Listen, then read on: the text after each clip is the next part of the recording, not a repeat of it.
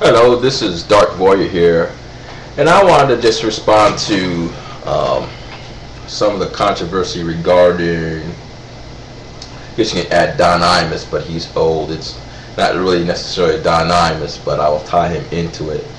But the ongoing controversy regarding rap videos, how they use words that are offensive to many women, how they are violent, how they portray black youths. Just to be I just want to make this very short because I do have a tendency to ramble along. I guess many in the black community feel that the producers should be held at least as responsible as the artists who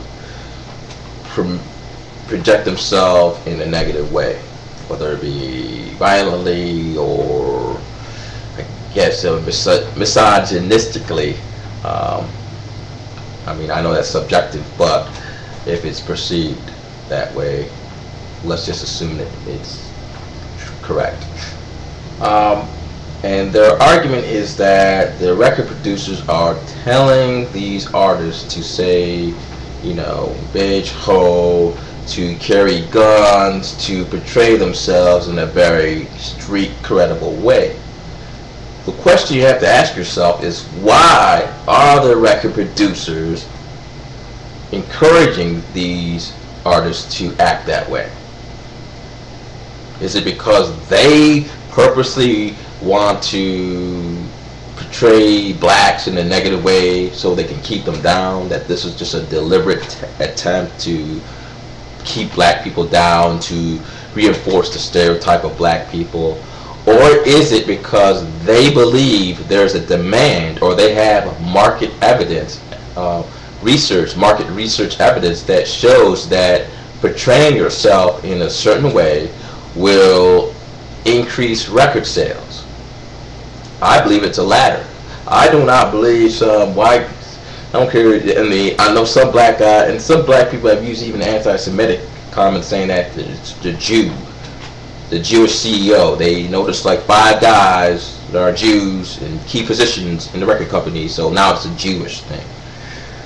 It's really just basically a profit thing, and it doesn't matter what race or whatever it is. Whites overrepresent them running the media. I'm not sure. I think Jews overrepresent running the media. I don't think they control the media any more than white non-Jews do. But the bottom line is that they are going to promote what they feel can sell. If this was offensive, if using these words, nigger, hoe, bitch, and were offensive, and acting in a violent manner, quote unquote violent manner, street thug, having this street thug image, and was offensive. If it was offensive to black youth, they wouldn't have record sales. We would have protests. Okay. If it was offensive, if it was as offensive as the Ku Klux Klan, I guess let's say the Amazing Racist videos where a Ku Klux Klan guy walks through a black neighborhood, and if it was that offensive to the black youths, just like that would be offensive. A Ku Klux Klan person walking in a white neighborhood making jokes, it would not sell. Therefore, the companies would not dictate that type of image.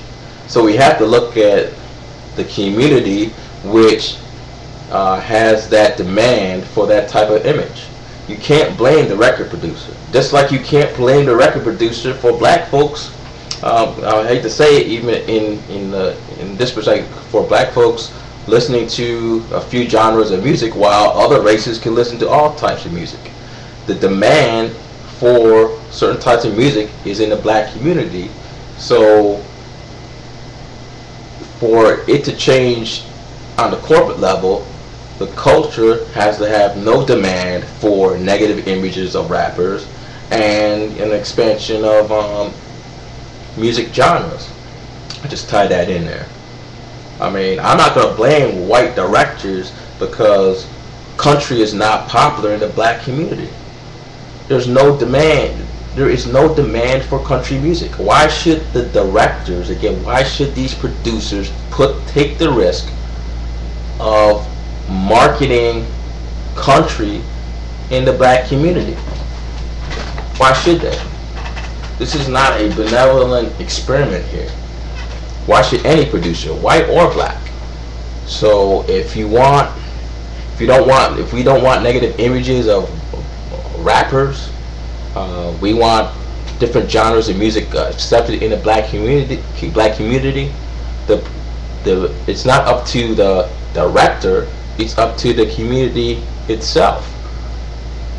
You know, that's basically all I have to say. I mean, that's the only way that you can change that. I think we're misdirecting. We're holding. If we're gonna hold, if the negativity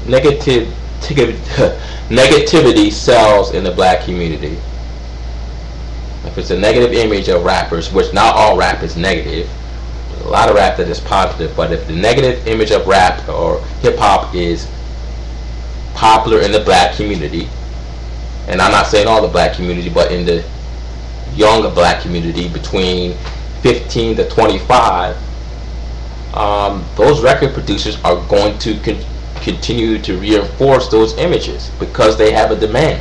You cannot blame, I guess you can blame them and say, well, you know these images are negative, so you shouldn't.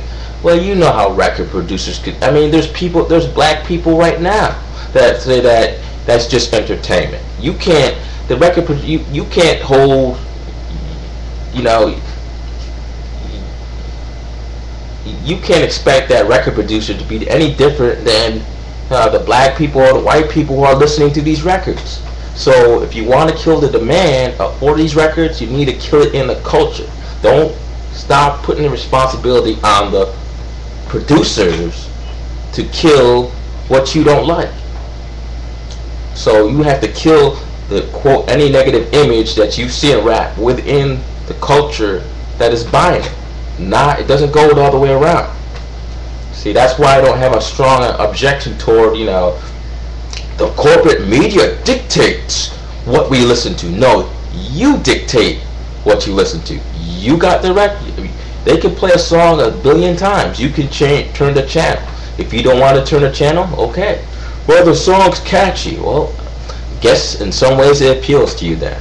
So, you know, think about that. I'm not a corporate conspiracy person. My anti-racism is not corporate conspiracy or elite conspiracy. So I just want you guys to think about that. All right. Have a nice day.